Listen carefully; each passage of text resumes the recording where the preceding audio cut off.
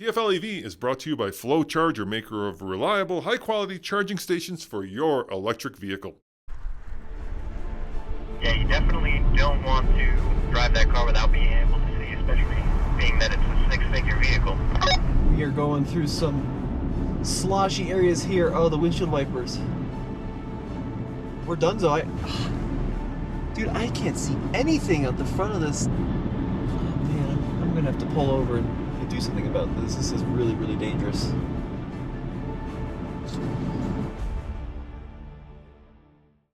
In this video, we are putting the brand new Mercedes EQS through the ultimate EV torture test. So we're gonna drive this brand new Mercedes up 2 mountain passes in the dead of winter, from 5,000 feet above sea level all the way up to 11,000 feet above sea level. It is 1 degree Fahrenheit outside, which is negative 17 degrees Celsius. It's gonna be a real challenge for this car.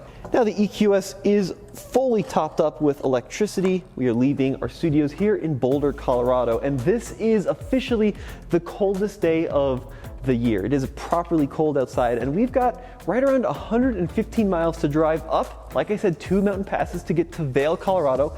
Then we're gonna turn around and drive on back down. And to make things even more difficult, this is the rear-wheel drive Mercedes EQS 450 Plus. Now, as a control, we're gonna bring along a Mercedes S-Class, but an old school gasoline-powered S-Class, and we're gonna find out at the end of this video which one is more cost-effective on the trip, and we're also gonna find out which one is the better road tripper on the highway. So this S-Class fully topped off with gasoline, the Mercedes EQS fully topped off with electricity. My colleague Case is gonna drive the S-Class, I'm gonna drive the electric EQS, and we're gonna head up 2 mountains. Here we go, starting our cold weather winter test. And I do mean cold. It is an absolutely miserable gray day out there here in Colorado. Low single digits degree Fahrenheit.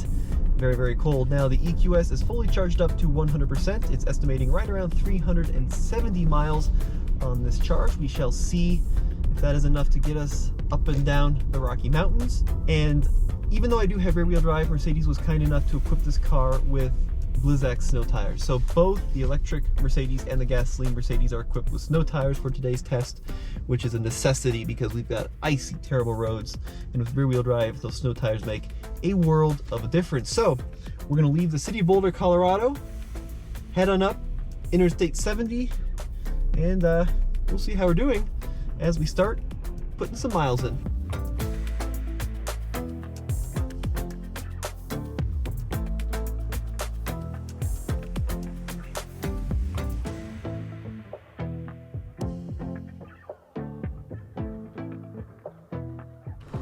So, kind of an uphill battle right now. It's super cold outside, and I think that someone, perhaps a Californian maybe, who had this car last, put water in here. This is the fill-up for the washer fluid on the side of the car. And it's not squirting. Yeah, it's totally full. Gotta scrape out the little squirters. Yeah, they're all iced over.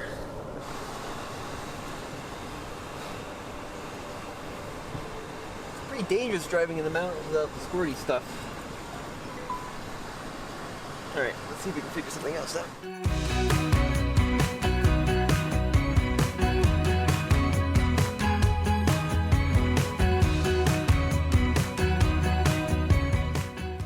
I'm sure Tommy is very comfortable over there in the EQS. It's a great car. But I'm a lot more comfortable here in the S-Class because I don't have to worry about range whatsoever. This car is powered by gas. I can fuel it up anywhere in the country pretty much, and it's not at all a problem. It's also all-wheel drive, which especially on a day like today and a lot of the roads that we've been on is really nice to have. That gives this car way more capability, and I'm not worried about traction even a little bit. Oh, and in case you were wondering, my windshield washer is working perfectly. I'm just in general having an easier day than Tommy is. Hey Tommy, we're about to hit 50 miles into our trip. How are you doing on range? Well, that's a great question, Case. So I just hit 75% state of charge exactly, and I'm averaging 526 watt-hours per mile, so the consumption is pretty high, but we are driving up a mountain. And then the range estimator, the max range it's saying I can get is 259, but then of course with the climate control on, that is diminished significantly. How about you? Where are you at? Well, my fuel tank doesn't give me a percentage, but it says I've got 403 miles of range left, and I've used maybe a 1/16 of a tank, which is kind of surprising because over this whole trip, my average fuel mileage has been 19 miles per gallon. It was closer to 17 in the city, and now that we've been on the highway for a while, it's starting to climb up there, but that is not fantastic mileage. I get about that same fuel mileage in my 30-year-old Ram 2500.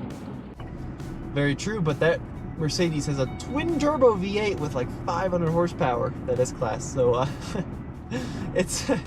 it is kind of what it is. Now my big issue right now is that my windshield is starting to get pretty filthy, and I still strongly believe that someone probably put water in the reservoir, because the antifreeze stuff we use has a negative 20-degree freezing temperature, and it's 7 degrees Fahrenheit, which is cold, but I mean that's nowhere near negative 20 that the freezing point is on the antifreeze washer fluid. So I think we're gonna have to pull over here pretty soon so I can clean this windshield off.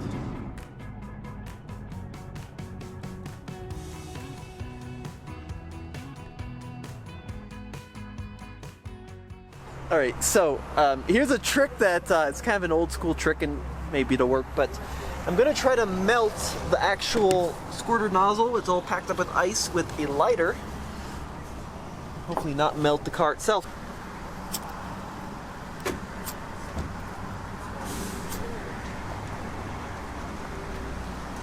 All right.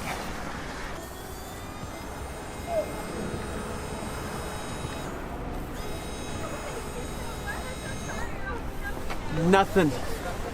All right, onwards.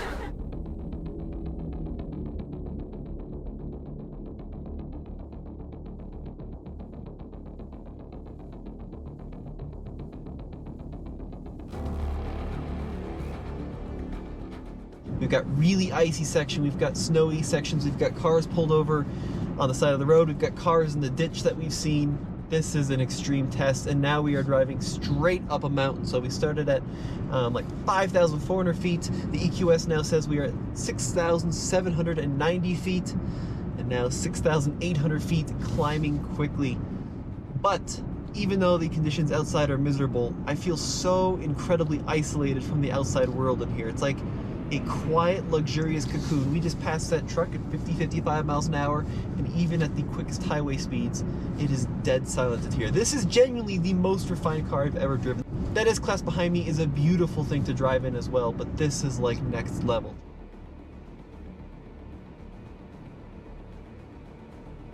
Oh man, I'm gonna have to pull over and do something about this. This is really, really dangerous.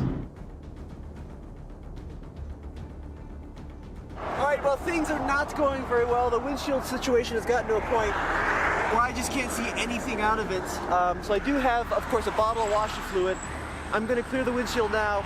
We're probably going to go to the next exit and then turn around and just toss this up to a misadventure.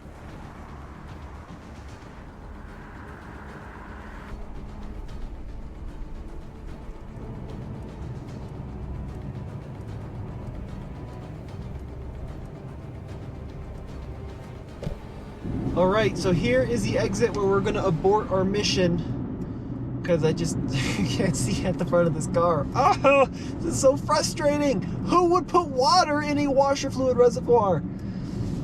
Always, always, always a bad idea. So, okay, so we made it to 10,320 feet above sea level, so most of a mountain pass. Let's see where we're at state of charge wise. 62% state of charge, and the car's estimating 198 miles of range. Let's turn the climate control on. That's going to decrease it to 173. And now we're going to turn around and start making our way down the mountain.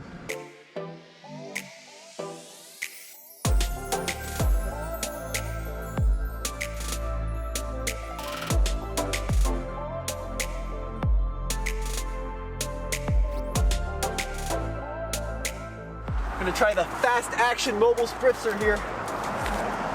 look at that. Oh, right, onwards. Back on the move in the EQS 450 Plus. Now let's talk about that, right? So there are 3 versions currently available of the EQS. There's the 450 Plus, the 580, and then the AMG. Now the 450 Plus is only currently available in a single motor rear-wheel drive configuration. The 580 and the AMG are dual motor all-wheel drive models. Horsepower on this EQS 450 Plus is 329 and torque 419.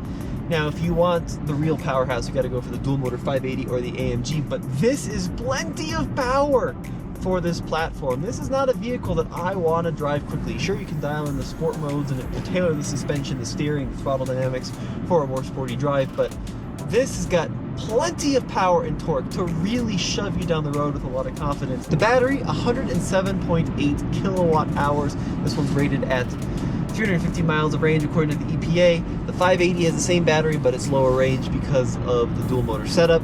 Sure, you could spend more and get the 580 if you wanted a little bit more acceleration, more traction certainly in the snow, but I'm very impressed with the snow performance with these snow tires on this rear-wheel drive 450 Plus.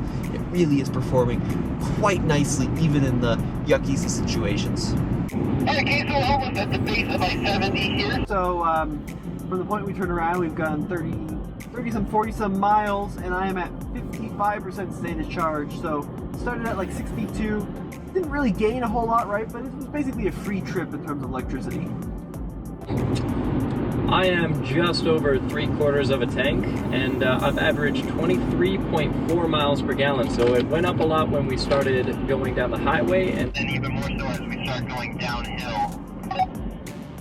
Yeah, that's pretty impressive. I am averaging 425 watt hours per mile, so that also has improved a lot since we started going downhill. My likes, dislikes, I really do like the hyperscreen, actually. I thought it would be extremely overwhelming, but I find it to be overall very usable and very easy to understand. And the number 3 I like about it, the seats. I mean, the seats are just incredible. They're just phenomenal. Things I dislike, I do agree with you. I think that the S-Class is a better looking car overall. And then I do miss my volume knob. so for you, is it S-Class or EQS? I think for me it's EQS. Oh, for me it's definitely EQS, partly because of what you said, right? The whole conscience thing. But if you're gonna do an ultimate wafty luxury car, I might as well make it electric, right? Make it as silent and as wafty as possible, and that's where the EQS shines. Alright, well, after this, we'll drive these back to the office. We'll fill up that S-Class, and we'll charge this up and see which one Cost more to do this little mini road trip. I'm bummed we couldn't go further, but yeah, this windshield thing really is a problem.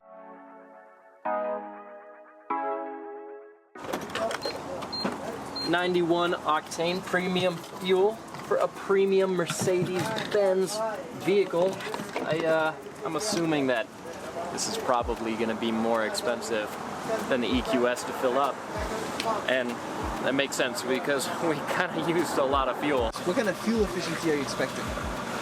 I mean, the computer says around about 23, and it definitely got a lot better as we got on the highway, and even better as we started going downhill. But around town, this is not easy on gas. And I wasn't driving it aggressively. All right, 30 seconds. And now. All right. Woohoo! 5.8 gallons. Let's do some math. So we've driven 139 miles today, and if we divide that by the amount of fuel the S-Class took in, the Mercedes S-Class averaged 23.68 miles per gallon, which is, well, it's not bad for a giant luxury sedan, but it's still low 20s, right? That's going to be costly to fuel up over the long term. And keep in mind too, you have to fill this up with premium fuel, and that does add quite a bit of expense to the equation. That's how we got to like $24 to fill up the S-Class. Now the EQS, right, different story. So we're sitting at right around 45% state of charge, so we use 55% of the battery to travel 139 miles. Now this was a very hard test. It's super cold out here. We went up a mountain, down a mountain, and that's just kind of the penalty you pay when driving in the winter. So now what I want to do is try fast charging this Mercedes. We'll fill it up at a fast charger. We'll see how much it would cost at a fast charger, and then how much that would equate to back at our home offices. Let's charge up this Mercedes EQS. Now I've pulled into the closest charger to the office, which is this brand new Electrify America station. and let's see how it works. All right, moment of truth. So I initiated on the app, I'm plugged in. It brought me to the welcome page, but it's just not charging. Even though it says it is. This has been really frustrating. So we had issues at this station, that one. We only have one other that we can try because this one's broken. So it's got a good connection. Oh, here we go. 17, 18 kilowatts. Now we're going. Oh, 2, 14, 17, 21, 25. There we go. Give it a little wiggle. And out it comes. So that was an hour and 8 minutes. Total energy delivered 66 kilowatt hours, and the session cost $21.48. So if we had filled this car up using our office electricity, we would have paid about $7.92 for a similar charging session. Obviously it would take longer because level 2, but that's pretty good. So a lot cheaper than the gasoline S-Class. Now time-wise, to get from 44 to 80%, typically you want to stop charging right around 80%. That did take 34 minutes, so this was a really kind of long charging session, and you know, that's what happens when it's 6-7 degrees Fahrenheit outside. But we did get it done, and if it was warmer on a nicer day, we'd probably see higher charging speeds. The highest I saw, I think 84 kilowatts, somewhere in that territory. So nowhere near what this vehicle should be capable of, but a great day of driving, a really fun day, little fun comparison. Sorry about the windshield, sorry we couldn't quite get as far as I wanted to, but hopefully we'll have a chance to give this another go. Guys, thank you so much for watching. Thank you for watching TFL EV. We'll see you in the next episode.